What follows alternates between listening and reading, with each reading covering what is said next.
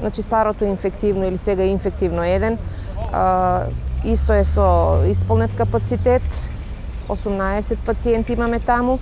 и на неврологија, односно инфективно 2, имаме 15 пациенти. И имаме уште 42 пациента кои што ни се како дневна болница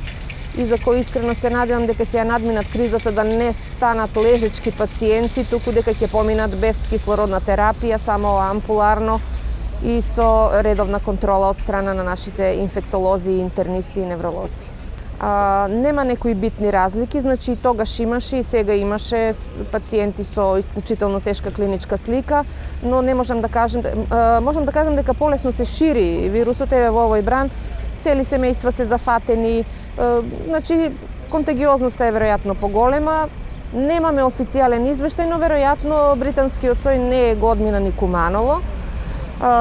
Така да вирусот се шири, имаме многу пациенти кои доаѓаат секојдневно во лабораторија, бараат рентген дијагностика, идат на контроли на инфективниот одел и бројот,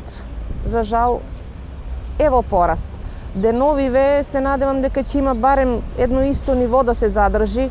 инаку прогнозите, како што знаете, на ниво на цела држава се дека и во април ќе има некој раст, веројатно до средината на месецот, да се надеваме дека ќе помине со што помалку тешки случаи.